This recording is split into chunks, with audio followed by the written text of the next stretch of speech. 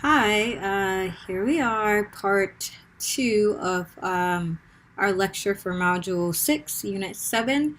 And this part focuses on reading number 8. It's part 2, a framework for infusing multicultural curriculum into gifted education. So, the cool part about multicultural education, the actual theoretical framework, is that Banks and James Banks, so many others um, have provided us with, Donna Ford and just a plethora of people have provided us with resources and examples of how to integrate some of these complex theories into our classrooms.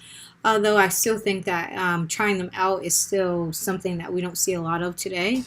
But, oops, sorry, turn on a light here. Um, but the truth of the matter is that there are a lot of supports that are out there for us. So before we get started, here's some resources I'm going to add to what we're currently looking at. So the first one, multicultural teaching, a really good resource I'm using throughout my research, but also just a recommendation I would have for you.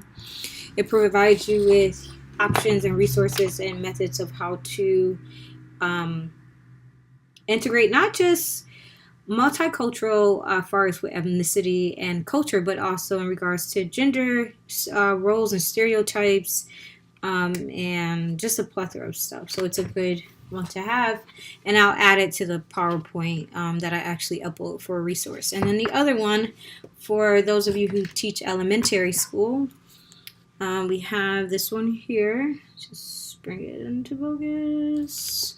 And it is Building Bridges with Multicultural Picture Books for Children 3 through 5. So it shows you how to integrate multicultural picture books, kind of what they mentioned in the other article, as a method of diversifying the instructional content. And, children love picture books, so it can be a great way to teach students about different cultures without actually it being like a really intense thing. So the last module lecture, or part of the lecture for the module, set the framework for the why. We all have we all understand that there are a larger percentage of underrepresented students who are not a part of gifted education programs, and they should be. There are multiple things that lead up to these the subjective standards, and also the outcome of those who are not a part of the dominant culture to fall short of standards that are set by things like colorblindness, white privilege, deficit model thinking, and through multicultural curriculum, which, let me just explain to you really quickly. Culturally responsive teaching birthed out of multicultural education theoretical framework that was created by James Banks. From that, you have cultural responsive teaching or culturally responsive. There's a plethora of them. But all in all, they all kind of bridge out into two sectors of how to integrate multicultural education into the curriculum and into the classroom. Geneva Gay is a great resource as well. She talks about culturally responsive teaching, and there's like a few others. So if you were interested, feel free to ask. So this article is I selected this one because it actually provides a framework that is comprehensible to any, it's easy to follow for teachers. I found it to be very teacher friendly because it has examples. So just so you know, what I mean by, we're going to use Banks' theory about multicultural education, but as it says here, dozens of philosophies or perspectives exist regarding the definition of multicultural education and what that means and what it stands for. Some definitions are exclusive by focusing only on race, ethnicity, or cultural background. The framework that was selected for this one borrows from Bloom, 1956, Banks and Banks, 1993, and the attempt is to intersect or connect what they have done through this framework. So let's just keep going here. Banks and Banks define multicultural education as an educational reform movement. It originally came out of the Civil Rights Acts, where African American students and the population at the time were requiring schools to, do what they said they would do and make education equal, and they also asked for relevance. So it started off as a movement, and it was designed to change the total educational environment so that students from diverse racial and ethnic groups, both gender groups, exceptional students, and students from each social class group will experience equal educational opportunities in schools, colleges, and universities. Sometimes this framework gets lost in the shuffle of what it actually stands for, but Banks did intend on bringing a multicultural integration into every aspect of a student's identity so that equality or equity could be practiced within our curriculum approaches.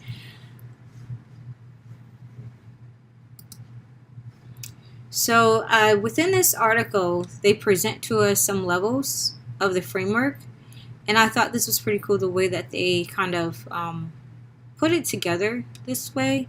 So if you're reading the, let me just bring it up over here.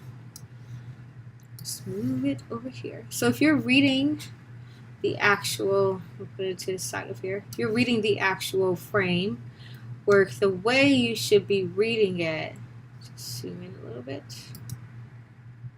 Oh, that's not the zoom. Okay. So the way you should be reading it is, these are the approaches.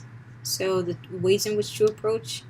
These are the descriptions of those approaches, then the examples, the strengths of them, and the problems that can arise from those approaches. So for example, approach 1 is contributions, and the description is that we look at what happens is in schools we look at heroes, cultural components, holidays, and other discrete elements related to ethnic groups, which are added to the curriculum on special days, occasions, and celebrations like Black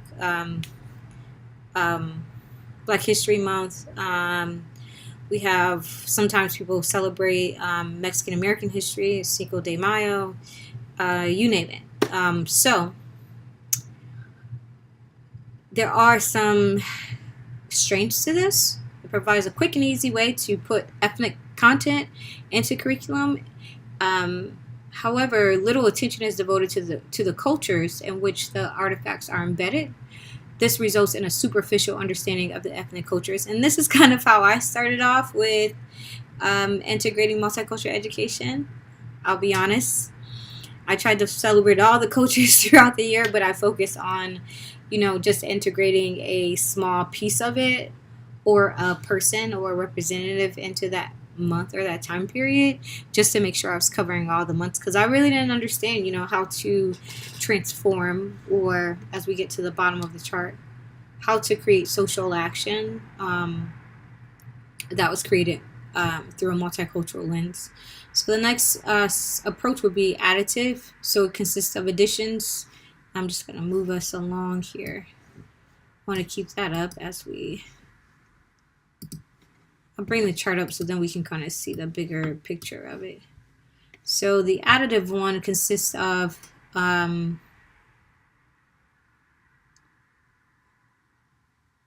additions to the content, concepts, themes, and perspectives to the curriculum without changing its structure. That means adding books. So these two, if you want to think about it, these two are surface level changes, but they don't actually integrate anything into the physical curriculum, meaning that there aren't any changes to the curriculum itself. It just focuses on one aspect. The contribution was the special day. For the additive version, it's content, concepts, themes, and perspectives to the curriculum without changing its structure. You do this by adding books and materials that do not reconceptualize the unit, not giving the students the background knowledge to understand the books or materials, and then you kind of just add a unit on an ethnic group without focusing on the group and other units. You in this one, the problem is that it reinforces the idea that ethnic history and culture are not integral parts of the U.S. mainstream culture, and students begin to view ethnic groups from a Eurocentric perspective, which fails to help students understand how the dominant culture and ethnic cultures are interconnected and interrelated. It also requires little commitment and professional development. These two at the bottom are harder. So, because transform, it means that you're actually doing something, changing it. It's like the Bloom's taxonomy levels. So we're reaching higher to creative and analytical skills that are harder to do. So this one, really quick, I'll move on. Transformational approach. Two types of changes occur here. And one instance, the structure of the curriculum changes to enable students to view concepts, issues, events, and themes from perspectives of minority groups. And this is a fundamental change from the previous levels. One now can see changes in the basic assumptions, goals, nature, and structure of the curriculum. The second fundamental change is that students are provided with the knowledge and the skills to better understand the perspectives of minority groups. And then some examples would be units describe the meaning of events, issues to all groups involved, all voices and perspectives are heard. So that means if you're covering, for example, the history of Thanksgiving, you will cover all the perspectives. You will cover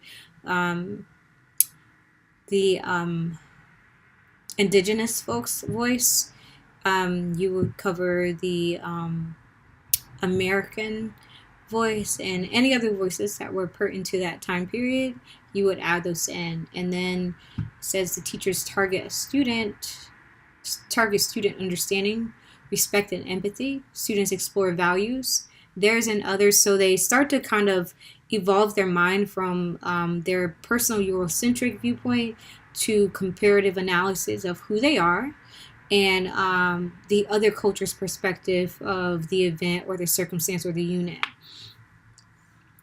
And then the benefits of this obviously are, well, some of the problems, we'll just go to that, requires substantial curriculum revision, in-service training, and the identification and development of materials written from the perspectives of diverse groups. So this can be a challenge. So this is not something that you would take on in the middle of the year. You would probably plan for this over the summer if you plan to kind of like do a whole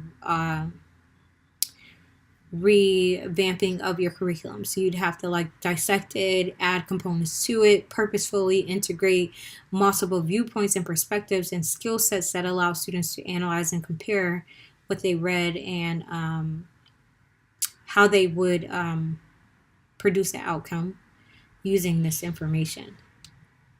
Social action. This one is the hardest one, I believe, to achieve. Just go here. This approach is where teachers help students to make decisions about important social issues and take action to help solve them. So just imagine if you did a unit on homelessness or poverty, and you looked at poverty across countries, and then you tasked your students for the problem-based learning or project-based learning opportunity where they had to provide solutions using resources of the environment to reduce the poverty levels in that area. So this is where they would start to solve problems. One of the units I allowed students to think about things they wanted to change in their environment and then what they wanted to fix. And one of my students decided to think about the homeless people that surround the school and then what options that they could have. So it's kind of like taking thematic units, taking ideas, concepts, and then forming them into real life action. And that's one of the things that we've learned that's really potent to gifted students' education, to make whatever they're studying of value and something that realistically matters to them. Students are not socialized to accept mainstream ideologies, practices, and institutions, instead students feel empowered and are proactive. They are provided with the knowledge, values, and skills necessary to participate in social change. So self-evaluation becomes central in this approach through value analysis, decision making, problem solving, and social actions. Note that these skills are at the higher levels of Bloom's taxonomy. So I just said that the last thing, but this is where you want students to be. You want them to be social activists. You want them to try to transform the world, and think about things that how can they be contributors? Because the truth of the matter is that the jobs that we have today, even the way in which we see the world, it will change for them. So it's important for them to start envisioning what that means, and having a multicultural perspective is critical to them really developing skills that they can use beyond the classroom. That's one of the critiques about today's education systems, is that the skills are not transferable. Using this type of curriculum framework would make the skills transferable. And then they break down some other options for you to kind of see. So how it would look, the Bloom's taxonomy levels. You have your knowledge, comprehension, application, analysis, synthesis, and evaluation.